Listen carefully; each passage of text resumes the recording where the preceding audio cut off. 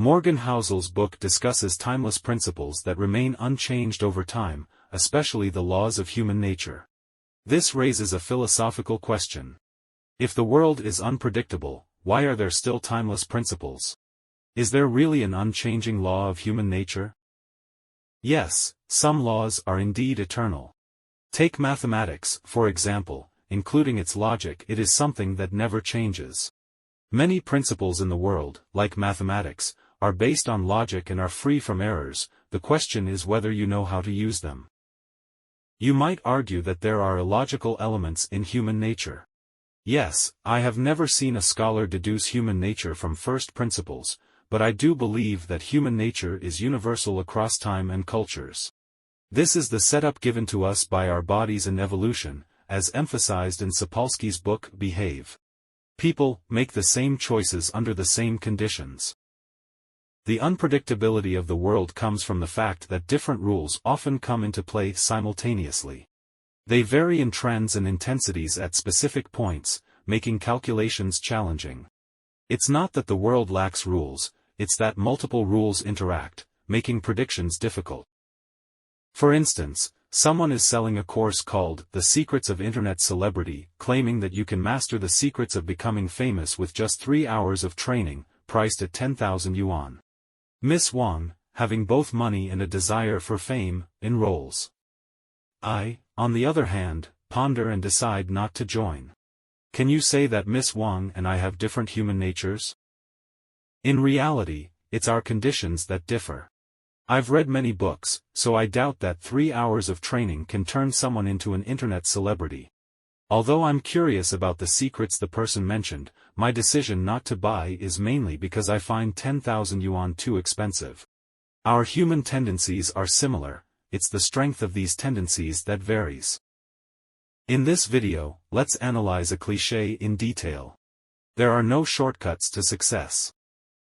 Courses like The Secrets of Internet Celebrities do exist. Housel's former company even brought in experts to teach. Contrary to expectations, the teacher was practical, offering various data-supported techniques. For example, when to post during the day and how to structure content to increase fan engagement, practical and useful. But it doesn't have a significant impact. Housel states that the real secret to going viral on social media wasn't taught. It can't be taught. The real secret is: write what people want to read. This can't be taught or learned. You need to know a lot of good things to select what others might want to know. Even if you use a formula, you can't manufacture good content. It requires creativity, discovery, and accumulation, slow work.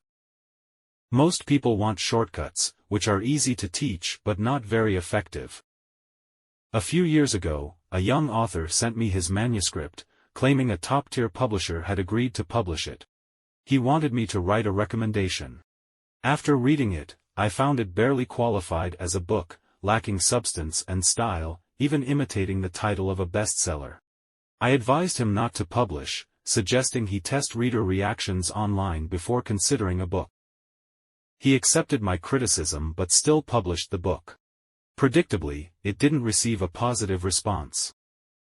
As Eileen Chong said, fame should be gained early, but you need genuine talent. Ambitious writers shouldn't allow mediocre works under their name. Building a brand is challenging. Or, in other words, things that are hard to establish are worth establishing. Housel provides examples showing that good things in nature often grow slowly. Consider trees. Young trees in a forest grow in the gaps left by larger trees, receiving minimal sunlight due to the canopy. They grow slowly for the first few decades. Yet, precisely because they grow slowly, trees become dense and strong. Experiments show that trees of the same species planted in open spaces with ample sunlight grow quickly but are less dense and more prone to diseases. A forest expert stated, "A tree that grows fast rots fast and never has the chance to grow old." Animals follow a similar pattern. Fish fry were divided into two groups, one growing in cold water and the other in warm water. Predictably, those in cold water grew slowly, and those in warm water grew quickly. When these fish reached adulthood, their lives were observed.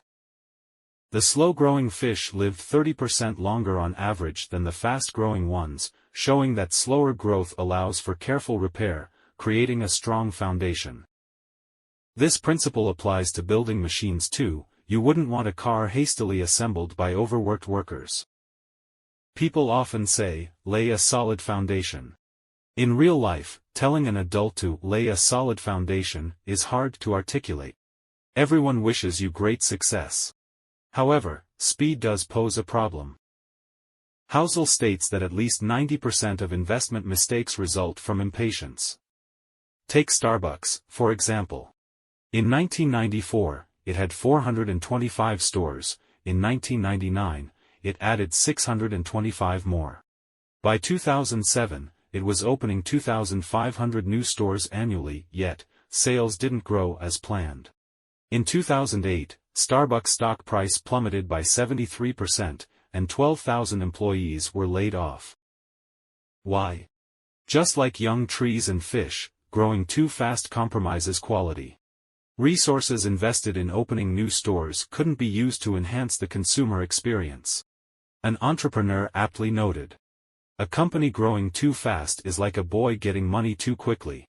It can't handle it." Growth is not a strategy. You can't grow just for the sake of growth. You need patience.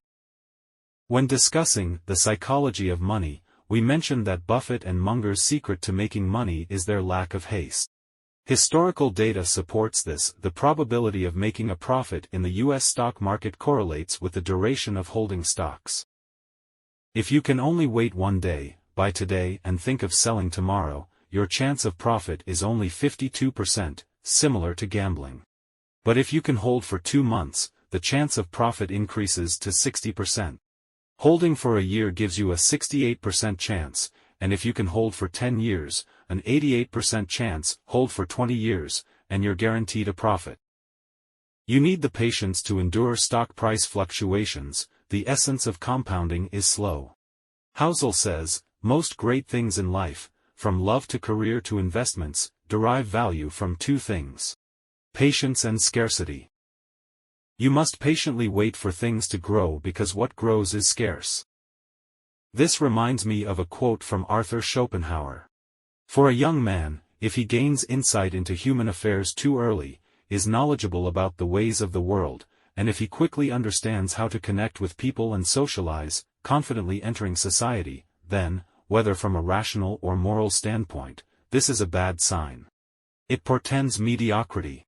Conversely, a young man who is surprised and astonished by the behavior of people, acts awkward and eccentric in their company, displays noble qualities. Why? Because those who grow slowly have their ideas. If conditions allow, don't force rapid growth. What grows slowly is scarce. The difficulty of slow growth lies in loneliness and lack of attention. People prefer bad news. Buffett once said, "It takes 20 years to build a reputation and 5 minutes to ruin it." From 1950 to 2014, the U.S. saw a 70% reduction in heart disease death rates, saving over 25 million lives, a remarkable achievement. However, it was not headline news because the progress was gradual, with the death rate decreasing by an average of only 1.5% per year. In contrast, if 25 million people had died suddenly in 1 year, it would have been a historically significant event. Things tend to be like that. Breakthroughs like GPT-4 are rare. Good things often come from slow iterations, a little improvement here, a little there. Every invention stands on the shoulders of others, and people might have thought those inventions were useless before. Even GPT-4 went through numerous uncertainties and struggles before the breakthrough. Just recently, Sam Altman was ousted from the OpenAI board, revealing a new twist. Patience is not about seeking hardship but about remarkable things taking time because they are difficult. Jerry Seinfeld, a renowned Hollywood comedian and producer, his 1990s work, Seinfeld, was the most popular sitcom before Friends. He faced a period of feeling troubled because his creative process was slow. NBC provided him with a team of comedy writers, but they were of little use to him. People suggested that if the team were more skilled, it would be better. However, Seinfeld said, "It's supposed to be hard."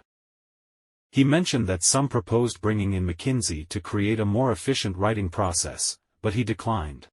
The success of the show came from his meticulous management: every word, every line, every shoot, every edit, every casting decision. The right method is a tough method. If it's too efficient, it means the method is wrong.